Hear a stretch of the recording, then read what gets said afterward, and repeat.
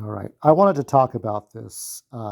It's kind of a very sad, it's a loss here for game preservation. Video game preservationists have lost the legal fight to study games remotely. So the US Copyright Office won't let libraries lend games for study over the internet. This is from The Verge. When video game scholars want to study games that are no longer on sale, they sometimes have to drive many hours to do it legally, and they won't be changing anytime soon. So the U.S. Copyright Office has just denied a request to let libraries, archives, and museums temporarily lend individuals some virtual, remotely accessible copies of these works. So they'd have to be like just legal, like some sort of way. Some you have to go and so like you go to those mom and pop stores to find those games. You have to go on eBay or the swap meets, right? So that's kind of mostly how we're doing these things. You have a neighbor, you have somebody who has that legitimate game, hopefully not a reproduction. So there's just some cock blocking here. Kendra Albert, who made the argument on behalf of the Software Preservation Network and the Library Copyright Alliance, says preservationists weren't asking for a lot. It was a thing that basically exists for all kinds of special collections in libraries. The library reviews the request, makes sure it's not harmful, and allows access to the work. While the Copyright Office already lets institutions lend out other forms of media and even software programs remotely, so long as they don't lend out more copies than they own, video games are still treated differently as of today. So, like with Eternal Darkness, for example, I'll bring it out in a moment. But Eternal Darkness is that kind of game where you have to get access to it directly, building upon that vanilla collection, avoiding emulation, avoiding any kind of bootleg. Like with Eternal Darkness, you have to get this the way it authentically, and it's hard to get a hold of it because uh, there were no player's choice, there were no digital versions, no re-releases of any kind. So the only way you could get it is if you had to hunt it down. So that's why I think of all the GameCube games I own, that one's a perfect example of just really trying to preserve. Um, it's frustrating that the process that's widely used to access all sorts of different materials is not good enough for video games. Opponents, most prominently the Entertainment Software Association, ESA, which represents video game publishers, argue that people would take advantage of libraries to play games for free, and that they would damage the market for video games, and that preservationists didn't have appropriately tailored restrictions to ensure that uses would be limited to teaching, research, or scholarship uses. So before I go any further, I think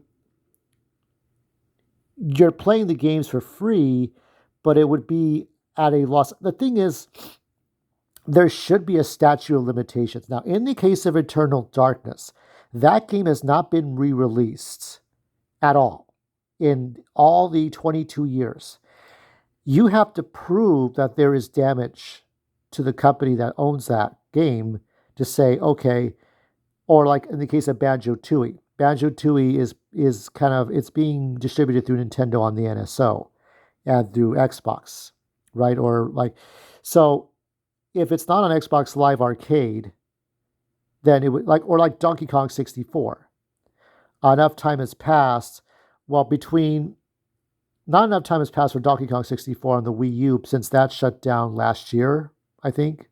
So it has to be something like I'm trying to think of other games. What other games have not been around for a while? Oh, like any of the licensed movie games, like Batman Begins for EA on the GameCube and Xbox PS2, or Superman 64. That's never been released, right?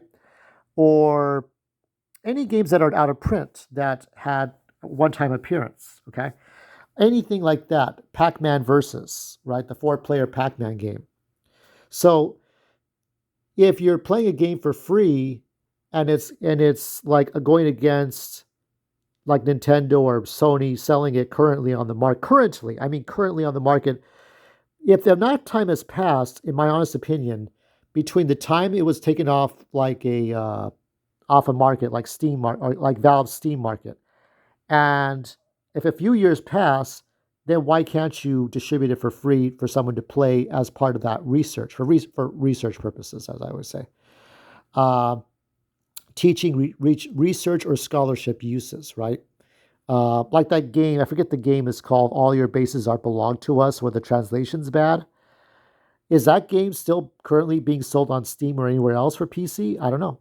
but some games are gone, some games are still around.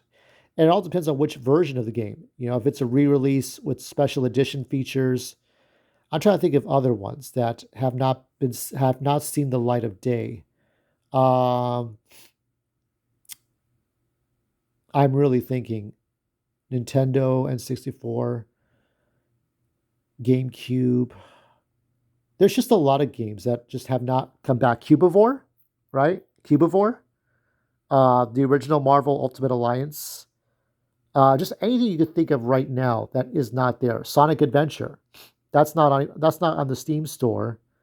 Where is Sonic Adventure? Is that in another collection? I don't know. While the preservationists extensively argued that the vast majority of games are never re-released in any form, and that those that do are typically changed or remastered in ways that make them less valuable for study, the Library of Congress wasn't convinced, concluding, let's see, so they're arguing that there's different ways, different forms that uh, it's the value. Is like, okay, the register concludes that proponents did not show that permitting off-premises access to video games are likely to be non-infringing. She also notes that the greater risk of market harm with removing the video game exemptions premises limitation given the market for legacy video games. I'm gutted by this result, Albert wrote on Blue Sky coming at you, right?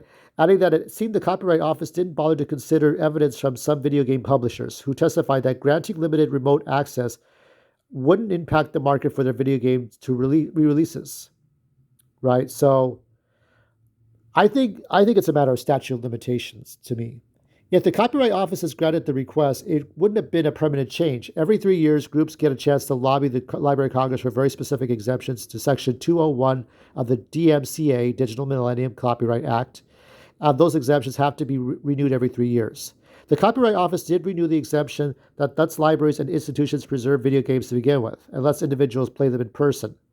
It also granted an exemption that should finally make it legal to repair busted McDonald's ice cream machine. Yeah, I saw the ice cream machine article for that. You can get around that. Here's the actual proposed DMCA exemption that the games preservationists asked for. Video games in the form of computer programs embodied in physical or downloaded formats that have been lawfully acquired as complete games. That means no emulations, nothing like that. That do not require access to an external computer server for gameplay and that are no longer reasonably available in the commercial marketplace, solely for the purpose of preservation of the game in a playable form by an eligible library, archives, or museum, where such activities are carried on without any purpose or direct or indirect commercial advantage. Any electronic distribution, display, or performance made outside of the physical premises of any of an eligible library, archives, or museum or works preserved under this paragraph may be only for a limited time. Right. After the eligible institution acts to ensure that users seeking off-premises access to works, of course, who are you?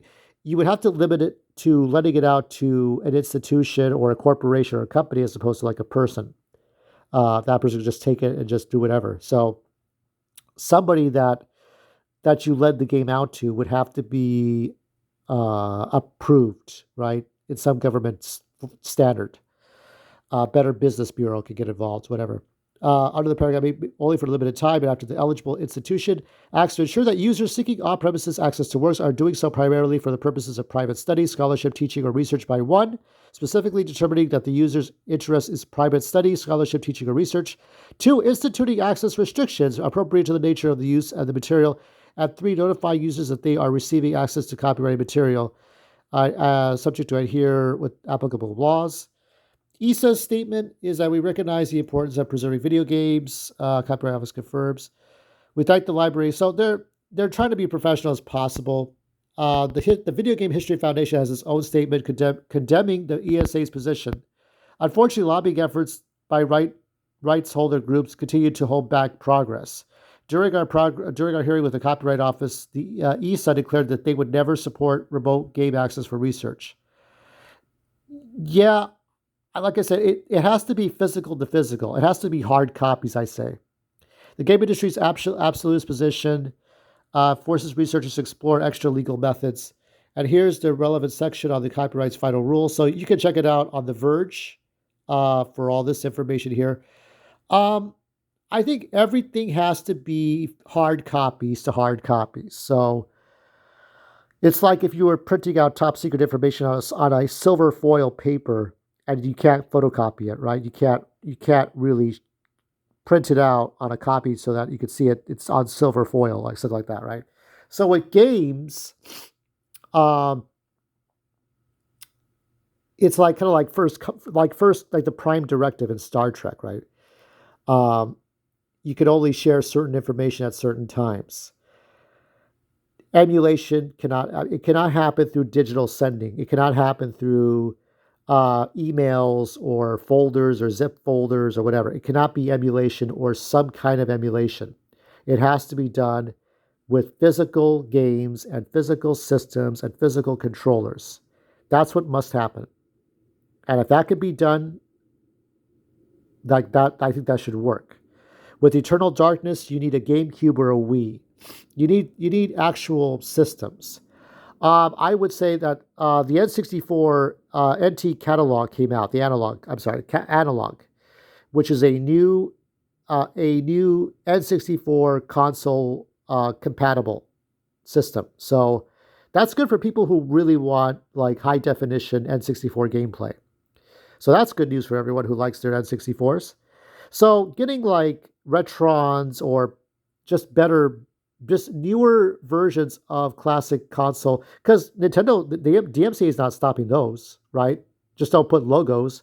You could get a Retron 5 or a Hyperkin or whatever works, and you can play older games on newer compatibles.